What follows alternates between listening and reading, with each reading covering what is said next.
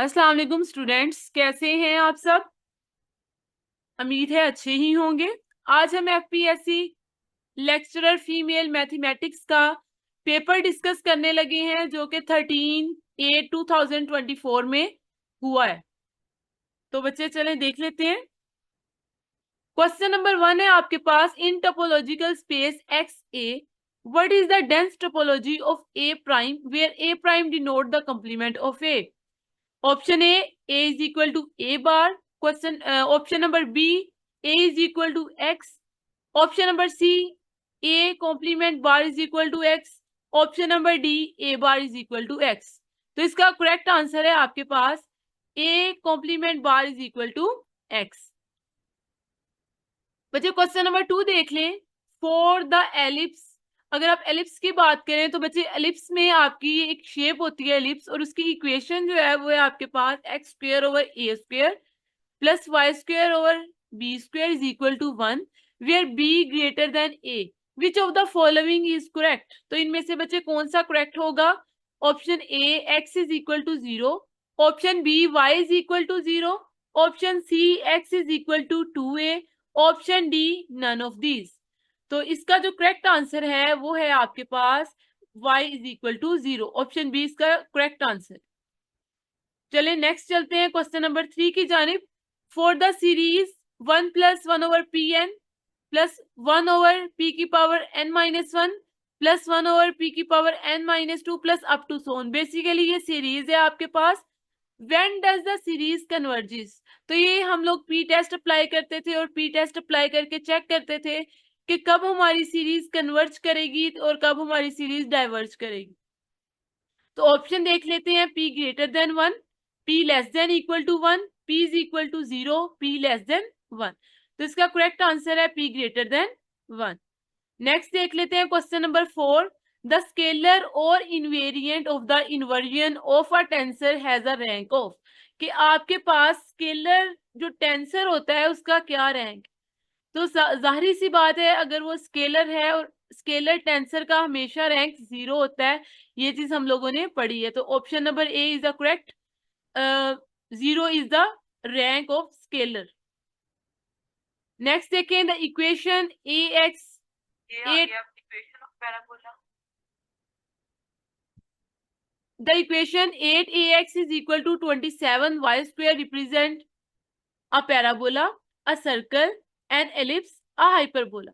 तो इसका आंसर है ए a parabola. Next है question number 6. In series of successive trails where each trail can result in outcomes of 0, -1, 1, which distribution model best describe the number of each type of outcome. तो अगर हमारे पास 3 आपके पास successive, अगर एक series है जिनमें आपके पास सक्सेसिव ट्रेल्स हैं, तो जो आपके पास ट्रेल है वो है 0, -1 और 1। उसकी आउटकम बेसिकली 0, -1 और 1 आ रही है। तो कौन सी डिस्ट्रीब्यूशन मॉडल जो है वो हम लोग इसके लिए अप्लाई करेंगे। Option A binomial distribution, option B normal distribution, option C multinomial distribution, option D Poisson distribution. तो बेसिकली इसका आंसर है मल्टीनोमियल डिस्ट्रीब्यूशन। नेक्स्ट है question number 7। The Newton Raphson method is also called. तो बच्चे ये हम लोगों ने पहले ही डिस्कस किया हुआ है, ठीक है। न्यूटन रेफसन मेथड बेसिकली क्या होता है ये आप लोगों ने बीएस लेवल में भी पढ़ा हुआ है कि Newton Raphson method is also called method of tangent. तो बेसिकली इसके ऑप्शंस देख लें। ऑप्शन ए है method of successive substitution, B है मेथड ऑफ टेंजेंट्स, सी है मेथड ऑफ बाइसेक्शन और डी है मेथड ऑफ सीकेंट्स। तो बेसिकली इसका आंसर है method of tangent. Next question number 8 देख लें। For an eigen value lambda an eigen vector X of a matrix A the correct equation is. तो बच्चे basically जो करेक्ट इक्वेशन है हमारे पास आइगन वैल्यू और आइगन वेक्टर के रिलेशन की, या आइगन वैल्यू और आइगन वेक्टर की जो करेक्ट इक्वेशन है वो क्या है। Option A x is equal to A lambda, option B A x is equal to 0, option C A x is equal to lambda, option D A lambda is equal to x. तो basically इसका correct answer है option number A x is equal to lambda X. Next है question number 9। The Simpson's method is used to solve. Basically हम लोग Simpson's method क्यों use करते हैं, किस चीज को सॉल्व करने के लिए यूज करते हैं? तो हम लोग बेसिकली सिम्पसन्स मेथड को यूज करते हैं न्यूमेरिकल इंटेग्रल्स को सॉल्व करने के लिए। तो इसके ऑप्शंस देख लेते हैं। Ordinary differential equation, option B system of linear equations, option number C numerical integrals और option number D numerical derivatives. तो इसका आंसर है न्यूमेरिकल इंटेग्रल्स। नेक्स्ट है question number 10। Given a function y is equal to a e की power mx plus b e की power minus mx, its derivative is. अगर आप इसे solve करें तो सॉल्व करके देखें कि इसका डेरिवेटिव क्या आता है। तो बेसिकली इसका डेरिवेटिव इनमें से कुछ भी नहीं आता। इसका जो डेरिवेटिव है वो है none of these.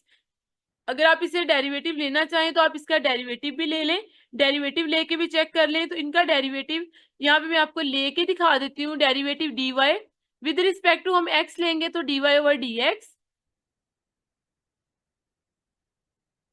Is equal to, अब इसका देखें डेरिवेटिव, a तो कांस्टेंट है एज इट इज आ जाएगा, e का derivative e as it is आ जाता है emx, और उसकी जो पावर है, पावर क्या हमारे पास mx। तो बच्चे बेसिकली mx का डेरिवेटिव होता है, mx का डेरिवेटिव क्या होता है? Only m। नेक्स्ट है आपके पास इसी तरीके से है प्लस b भी एज इट इज आ जाएगा। एक्सपोनेंशियल की पावर जो भी होती है वो एक्सपोनेंशियल एज इट इज आ जाता है डेरिवेटिव में, e की पावर माइनस mx। लेकिन फर्क कहाँ पड़ता है? इसकी पावर का डेरिवेटिव आता है। तो जब माइनस mx का डेरिवेटिव लेंगे तो वो माइनस m आएगा। तो जब हम इसे सॉल्व करेंगे तो ये हमारे पास आएगा a m e की power mx minus b m e की पावर माइनस mx। यहां से अगर हम लोग m को कॉमन लेते हैं तो हमारे पास देखते हैं अंदर क्या y बनता है या y नहीं बनता। तो बच्चे हम लोग यहाँ पे m कॉमन लेंगे तो अंदर देखिए आपके पास a e की पावर mx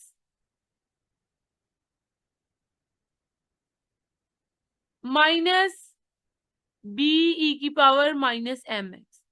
तो ये देखिए हमारे पास y नहीं बन रहा, ना ही ये माइनस y बन रहा है, तो जिसकी वजह से ये हमारे पास इसका आंसर जो है वो है नन ऑफ दीज। चलिए नेक्स्ट देख लेते हैं। Integral e raise to power minus x sine x plus cos x d x is equal to.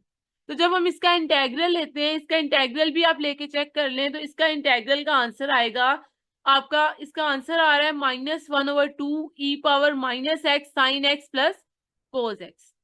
Next है हमारे पास क्वेश्चन नंबर 12। एमसीक्यूज बेसिकली ये हम लोग सॉल्व कर रहे हैं जो एफपीएससी में पूछे गए हैं एमसीक्यूज। ये वही एमसीक्यूज है, सेम स्टेम, सेम वही आपके पास एमसीक्यूज जो है वो आपको दिए गए हैं, आपको प्रोवाइड किए गए हैं, ताकि आपकी एफपीएससी की तैयारी बहुत अच्छे से हो सके। The iterative method is also called, iterative method जो है आपके पास उसे और क्या कहते हैं? Gauss Jordan method, Jacobi method, Cramer's rule या गॉसियन एलिमिनेशन मेथड। तो बेसिकली इसका आंसर है जैकोबी मेथड। नेक्स्ट है आपके पास question number 13। What is the measure of portion between two dimensional space? अगर आपके पास टू डायमेंशनल स्पेस है तो उनके दरमियान का पोर्शन बेसिकली क्या कहलाएगा? तो उनके दरमियान का पोर्शन वॉल्यूम कहलाता है। एरिया, वॉल्यूम, लेंथ या सरफेस एरिया, तो उसके दरमियान का पोर्शन बेसिकली वॉल्यूम कहलाता है। नेक्स्ट देख लें question number 14। If a space has 4 dimensions, what is the minimum number of dimension it must contain? जाहिर सी बात है, एक स्पेस है आपके पास जिसमें 4 डायमेंशंस हैं, तो उसकी मिनिमम नंबर ऑफ डायमेंशन भी 4 ही होगी। तो ऑप्शन देख लें 0, 1, 2, 4, तो इसका बेसिकली आंसर आ रहा है 4। नेक्स्ट है question number 15। The function 1/z into z minus 1 has poles at. अब आपके पास इसके पोल्स क्या हैं? एक आपके पास कम्प्लेक्स फंक्शन दिया गया है 1/z इंटू z माइनस 1। हमने बताना है कि उसके क्या पोल्स हैं। तो जो पोल्स निकालने का तरीका होता है वो ये होता है कि आप जो नीचे वाली चीज है उसे इक्वल टू 0 रखें, यानी कि z into z minus one equal to 0। तो यहाँ से हमारे पास क्या बन जाएगा, अगर आप यहाँ पे इसे इक्वल टू 0 रखेंगे तो यहाँ से आपके पास z into z minus one equal to 0 आ जाएगा। तो जब ये इक्वल टू 0 आएगा तो यहाँ से आपको दो चीजें मिलेंगी, एक तो z इक्वल टू 0 और दूसरा आपको मिलेगा z minus one equal to 0। अगर आप इसे देखें माइनस वन दूसरी साइड पे जाके प्लस हो जाएगा तो z किसके इक्वल आ जाएगा, 1 के। तो बेसिकली हमें यहाँ पे दो पोल मिले हैं, z is equal to 0 and z is equal to 1। तो बेसिकली इसके टू पोल्स हैं, तो ऑप्शन देख लें यहाँ पे, ऑप्शन नंबर आपका सी करेक्ट है कि आपके पास 0 एंड 1। नेक्स्ट है question number 16, the residue of sine hyperbola z over z6 at z is equal to 0 is. तो इसका आंसर है आपके पास 1/6। नेक्स्ट है आपके पास in the equation f is equal to 80 where f is force and t is time, what is the dimension of a। Basically हमारे पास f is equal to 80 में जो हमारे पास a है, हमने इस a की डायमेंशन फाइंड आउट करनी है। तो t इधर आपके पास मल्टीप्लाई हो रहा है, t दूसरी साइड पे जाके आपके पास क्या हो जाएगा, डिवाइड हो जाएगा। तो यहाँ से आपके पास a आ जाएगा। तो यहाँ से आप इसकी डायमेंशन बहुत आसानी से फाइंड आउट कर सकते हैं इस फॉर्मूला के तहत। फोर्स का यूनिट आपके पास होता है, फोर्स का फॉर्मूला होता है एम ए, यानी कि mass into acceleration over time. तो ये आपके पास बेसिकली किसके इक्वल आ गया है, ये आपके पास ए के इक्वल है। बेसिकली यहाँ पे ए आपके पास एक्सेलरेशन नहीं है, फोर्स के साथ जो यूज हो रही है वो एक्सेलरेशन है, लेकिन ये आपके पास उन्होंने एक्सेलरेशन की टर्म में नहीं दी हुई। तो जब हम लोग मैस का यूनिट देखते हैं तो कैपिटल एम उसकी डायमेंशन होती है, एक्सेलरेशन का यूनिट देखते हैं तो मीटर पर सेकंड स्क्वायर है। मीटर पर सेकंड, मीटर को हम लोग लेंथ लिखते हैं, पर सेकंड यानी कि टाइम इंटू -1 -2, क्योंकि पर सेकंड स्क्वायर है तो -2 ओवर टी की पावर -1। ये पावर जो है ये आपके पास पहले तो प्लस पावर है क्योंकि टी है, ओनली टी है, तो जब ओनली टी होगा तो यहाँ पे आप +1 लिखेंगे। लेकिन जैसे ही ये ऊपर चला जाएगा तो आपके पास ये क्या हो जाएगा, MLT -2।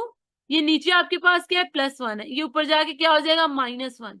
तो ये -1, तो इसकी बेसिकली डायमेंशन निकल के आ जाएगी MLT -3। और एक बात आपने रूल जहन में रखना है कि जब भी आप डायमेंशन लिखते हैं तो उसे इस तरीके से ब्रैकेट्स में क्लोज करते हैं।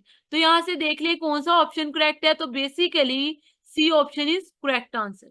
तो इसका करेक्ट आंसर क्या है, सी इसका करेक्ट आंसर है। चलिए नेक्स्ट एमसीक्यू देख लेते हैं। नेक्स्ट है आपके पास the matrix for which the inverse does not exist is. वो कौन सा मैट्रिक्स है जिसका इनवर्स एग्जिस्ट नहीं करता। तो जाहिर सी बात है ऐसा मैट्रिक्स जो सिंगुलर मैट्रिक्स हो उसका इनवर्स एग्जिस्ट नहीं करता, क्योंकि ए इनवर्स का फॉर्मूला होता है adjoint of A over A का determinant, adjoint of A over A का डिटर्मिनेंट। तो जाहिर सी बात है अगर आपके पास ए का डिटर्मिनेंट 0 के इक्वल हो जाए तो आपका इनवर्स जो है वो एग्जिस्ट नहीं करता। और ए का डिटर्मिनेंट 0 कब होता है, जब वो सिंगुलर मैट्रिक्स हो। तो ए का डिटर्मिनेंट अगर आपके पास 0 आए इट्स मीन वो मैट्रिक्स सिंगुलर मैट्रिक्स है। तो ऐसे मैट्रिक्स जिसका इनवर्स एग्जिस्ट नहीं करता वो सिंगुलर मैट्रिसेस कहलाते हैं। नेक्स्ट है the matrix for which the inverse does not exist is singular matrix. Question number 19. In the matrix A has order m cross n and matrix B has order n cross b. What is the order of the matrix A cross B? तो A cross B का क्या order होगा आपको पता होना चाहिए। अगर आपके पास A जो है वो m cross n का मैट्रिक्स है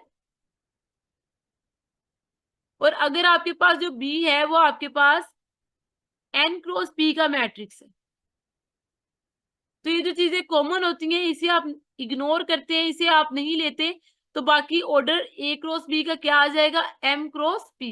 तो बेसिकली इसका जो ऑर्डर है वो है आपके पास एम क्रॉस पी, यानी कि option number A is correct answer. Next है question number 20। In the expression D P over D Q bar cross D Q bar over D R the result is equivalent to. तो इसका result किसके equivalent होगा, तो ये आपने chronicle delta में पढ़ा हुआ है, बेसिकली टेंसर का क्वेश्चन है। तो इसका जो आपका आंसर आएगा वो इसका करेक्ट आंसर है आपके पास ए। इसका करेक्ट आंसर है आपके पास ए, क्योंकि ये क्यू और क्यू आपस में वो थोड़ा सा हो जाएगा, जिसकी वजह से यहाँ पे पी और आर बच जाएगा, तो chronicle delta P into R. Next है आपके पास to print a matrix in a software. किसी भी सॉफ्टवेयर में आपने मैट्रिक को प्रिंट करना है, like Mathematica, which command is use. तो हम लोग कौन सी कमांड इसमें से यूज करेंगे, तो बेसिकली हम मैट्रिक्स फॉर्म कमांड जो है वो यूज करेंगे। नेक्स्ट है question number 22, the real part of sine x plus iota cos X raise to power 5 is. तो बेसिकली ये हमारे पास एक फॉर्मूला होता है sine x plus iota cos X की पावर 5, यानी कि अगर वो n की पावर में है तो sign N x plus iota कोस एन एक्स, यानी कि यहाँ पे आपके पास आ जाएगा साइन 5x प्लस अयोटा कोस 5x। तो यहां से अगर आप देखें कि आपके पास जो रियल पार्ट है वो आपके पास साइन 5x है, तो बेसिकली आपका रियल पार्ट क्या है, साइन 5x। तो इनमें से आपका जो ऑप्शन डी है वो करेक्ट आंसर है कि sine 5x is the real part. Next है आपके पास question number 23, every dash sequence is a Cauchy sequence. तो बेसिकली ये आपका एक थ्योरम है कि every convergent sequence is a Cauchy sequence, but converse is not true. Every Cauchy sequence is not a convergent sequence, but every convergent sequence is a Cauchy sequence. तो इसका answer है convergent. Next है आपके पास what is the range of probability from any given event. किसी भी event में probability की रेंज क्या होती है, तो उसकी रेंज आपके पास 0 to 1 होती है, यानी कि या तो वो इवेंट अकर हुआ होगा या वो इवेंट अकर नहीं हुआ होगा। नेक्स्ट है आपके पास the range of Laplace transformation is from. Laplace transformation की रेंज कहां से कहां तक होती है, तो इसका आंसर है आपके पास 0 to infinity, यानी कि A option is correct answer. Next है आपके पास question number 26, if a space is described as having 4 dimensions, what is the minimum number of dimensions that it must contain. अगर आपके पास 4 डायमेंशंस है तो उसकी मिनिमम डायमेंशन भी 4 होगी, तो option number D is correct answer. Next है question number 27, which of the following describe the relation. इस रिलेशन के बारे में क्या चीज प्रूव है, क्या ये सिमेट्रिक है। सिमेट्रिक चेक कर लेते हैं, X Y is equal to Y X, लेकिन X G is equal to यहाँ पे जी एक्स होना चाहिए, ये सिमेट्रिक नहीं है। एंटी सिमेट्रिक यानी कि नेगेटिव ऑफ एंटी सिमेट्रिक भी ये नहीं है, यानी कि ये ना सिमेट्रिक है ना ये एंटी सिमेट्रिक है, तो ये क्या है आपके पास, नन ऑफ दीज, यानी कि ना ये सिमेट्रिक है ना एंटी सिमेट्रिक है। इसे आप नॉन सिमेट्रिक भी कह सकते हैं कि आपके पास सिमेट्रिक नहीं है। नेक्स्ट देखिए, ये आपके पास इसका आंसर है none of this. In question number 28, in statistics the middle value of data set is found using. Statistics में हम लोग मिडल वैल्यू कैसे फाइंड आउट कर सकते हैं, तो बेसिकली मीन तो हम लोग उसकी एवरेज कैलकुलेट करने के लिए मीन यूज करते हैं, मीडियन बेसिकली उसकी मिडल वैल्यू यूज करने, मिडल वैल्यू देखने के लिए हम लोग क्या यूज करते हैं, मीडियन। तो option number B is correct answer. Next है आपके पास question number 29, a minus B is equal to. आपके पास a माइनस बी किसके इक्वल है, तो बेसिकली इसका आंसर है a minus B is equal to a intersection b का कॉम्प्लीमेंट। क्वेश्चन है आपका ये क्वेश्चन नंबर 29, तो इसका answer number B correct answer है। नेक्स्ट है आपके पास question number 30, in relation x y x C y x y z, second element of an order pair from a relation is called. ये आपके पास जो order pair है ये आपके पास रिलेशन बना रहा है, अगर इसका हम सेकंड एलिमेंट लें, सिर्फ सेकंड एलिमेंट लें, तो ये जो सेकंड एलिमेंट होता है ये आपके पास ऑर्डर पेयर में रेंज होती है। फर्स्ट एलिमेंट आपका क्या होता है, डोमेन होता है, और सेकंड एलिमेंट क्या होता है, रेंज होती है। तो बच्चे अगर इसका ये देखिए इसका आंसर है आपके पास रेंज। अब नेक्स्ट क्वेश्चन डोमेन के ही वाले से है, in relation x y x z y x y z, first element of order pair form a relation is called. तो यहाँ पे आपके पास फर्स्ट एलिमेंट का जिक्र हुआ है, तो ऑर्डर पेयर में जो फर्स्ट एलिमेंट होता है वो आपके पास रेंज होती है, फर्स्ट एलिमेंट डोमेन होती है, और सेकंड एलिमेंट आपके पास क्या होता है, रेंज होता है। तो आप ये याद रख लें कि फर्स्ट एलिमेंट आपके पास क्या है, फर्स्ट एलिमेंट आपके पास है डोमेन, और सेकंड एलिमेंट क्या है आपके पास, तो अगर आप सेकंड एलिमेंट की बात करें तो आपके पास रेंज है। तो ये आपके पास फर्स्ट एलिमेंट आप ले लेंगे, ये आपके पास डोमेन है। तो फर्स्ट एलिमेंट्स जो होंगे वो क्या कहलाएंगे, वो डोमेन कहलाएंगे। और अगर आप सेकंड एलिमेंट्स की बात करते हैं तो सेकंड एलिमेंट्स आपके पास क्या कहलाते हैं, रेंज। तो बेसिकली इसका करेक्ट आंसर है डोमेन।